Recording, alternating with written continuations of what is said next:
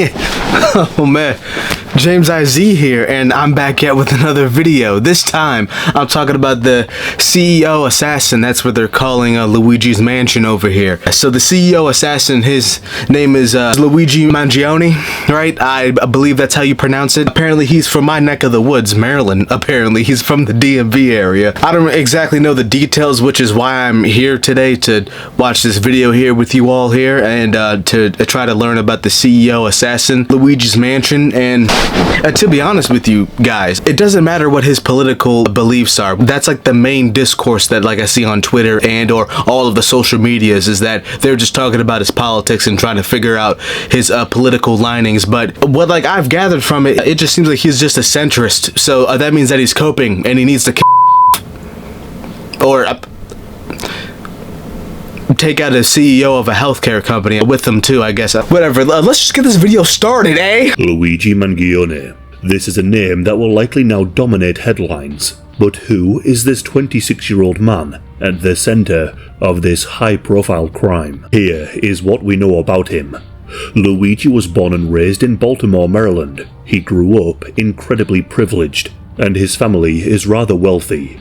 His grandfather Nicholas built a local real estate empire that included nursing home facilities around Maryland. How do you figure this out already and Netflix didn't? I guess Netflix and Hulu are already working on their documentary projects about him. Growing up, it seems that Luigi began struggling with serious chronic back issues, and he would frequently take to social media to talk about his chronic pain.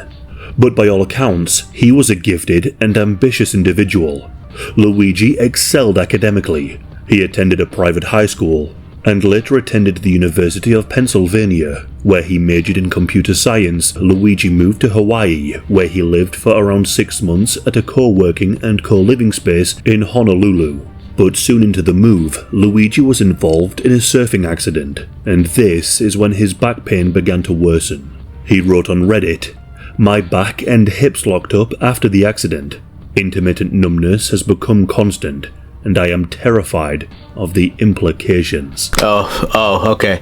So I guess this is the breaking point, right? He probably got denied the health care or something like that, right? And he decided to kill the CEO. Luigi's online presence shows that he had been dealing with serious chronic back issues, and thus, he may have run into issues with the horrific practices of insurance companies, and maybe in particular, UnitedHealth, which is one of the worst. He began reading several books related to back pain management, and he had to undergo multiple surgeries to help fix his issues. In one post on social media, he shared an X-ray image of his spine. Reports also indicate that Luigi had a keen interest in anti-capitalism and philosophical literature. This was discovered in his online activity. Meanwhile, his social media posts suggested a dissatisfaction with social systems. He had reportedly read works like Industrial Society and Its Future, written by Ted Kaczynski, also known as the Unabomber. This book was Ted's manifesto. Okay, alright, yeah, so you do know who Ted Kaczynski is, like the Unabomber, right?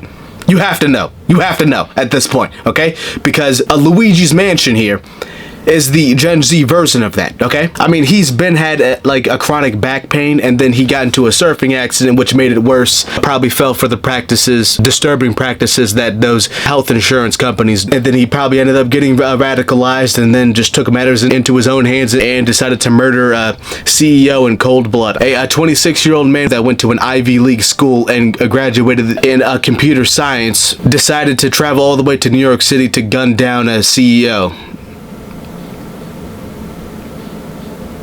I do understand the conspiracy theories now, okay. Advanced technology. Luigi even left a review for this book. In his review, Luigi wrote, "It's easy to quickly and thoughtlessly write off this manifesto as the work of a lunatic. He was a violent individual, rightfully imprisoned, who maimed innocent people. But while these actions tend to be characterized as those of a crazed Luddite, they should be more accurately seen as those of an I'm sorry for getting distracted, but what made you feel the need to put up this tweet here all the way from January 17th, 2010 about his fishies getting killed inside of the water filter? What? Okay. When speaking about Ted Kaczynski, he said, At least he had the balls to recognize that peaceful protest has gotten us absolutely nowhere, and that the phrase, "violence never solves anything," is a statement uttered by cowards and predators. I mean, he does have a point. For example, those climate change activists that just sit out in the middle of the street, that's not going to do anything but annoy the rest of society. So they don't have to do anything, actually. They could just be peacefully protesting. Never mind. His Goodreads account also included other titles focusing on social critiques, a deep hatred for modern structures and systematic inequality. There is also some news about how the insurance companies treated one of his relatives. Apparently, he hated the medical insurance community because they treated a sick relative of his horrifically.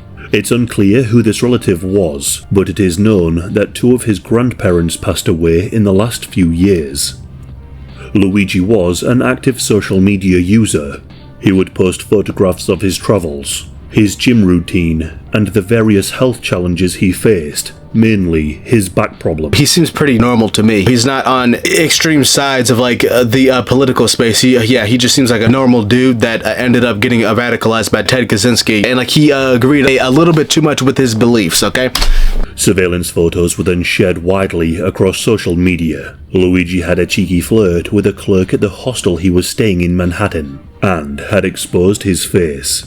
Luigi then fled New York, sparking a Nick. Did they really have to add the fact that he was flirting with the chick and then decided to pull down his shiesty just to show his face, and then that's how they got this picture? Are you fucking kidding me? Is that actually how that happened? He was caught with the ghost gun that uses 9mm bullets, a silencer, along with a US passport, 4 fake IDs with the names used during the killer's stint in New York City, along with a manifesto. The manifesto was 2.5 handwritten pages filled with quotes that Luigi had posted to his Goodreads account. Many quotes were taken from the Unabomber. In this manifesto, he also wrote, "These parasites had it coming, and I do apologize for any strife and trauma, but it had to be done." The fact he said, "these parasites," implies that he intended to kill more before being caught. Bro, stop using this picture of him, bro. This looks extremely uncanny. Wait, so you mean to tell me that he was actually planning on hunting down CEOs and shit? I get that it's a bad thing and all that to say, but if this was a fictional story, that would be kind of cool. I don't really know what to think of this anymore. Besides, I'm over it at this point, bro. He's already been captured, bro. He's probably gonna spend the rest of his life behind bars. While I was researching the video, I did notice that someone had actually changed Brian's Wikipedia profile, though this change was very brief. It read, Brian was the Chief Executive Officer of the insurance arm of the UnitedHealth Group from April 2021 until his death in December of 2024, after divine intervention enforced by a faithful servant of God. He is currently burning in hell because of his sins towards the people, and serves as a warning to the other parasites like him. Alright. As I said, this was changed back very quickly. One friend Stop who it. knew on X, his profile features a Pokemon. This Pokemon is Breloom. Breloom's Pokedex number is 286. If you then look at the Bible and look at Proverbs 286, it reads the following. Better is the poor who walks with his integrity than he who is crooked, though he be rich. Well, that'll happen during, over the weekend. Bro, what is up with these fucking thumbnails, bro? I'm getting distracted, damn it, because it's just some shirtless black dude and just a picture of Sophie Rain here. Bro, don't recommend me your channel ever again in my day. I've never want. Fuck you. Anyways, ladies and gentlemen, yeah, so that happened all over the weekend and the week, and hey, man, I guess I can say that Luigi's Mansion, he's the a modern day Unabomber, or he's just as extreme as the Unabomber, which, is it actually gonna change anything? I don't know, somebody has to do it, I guess. I don't know what to say and or think of this, bro. I'm not an expert at this shit. I'm just some kid that's sitting alone in a basement talking to a camera right now. Go ahead and leave a like on the video, subscribe to the channel.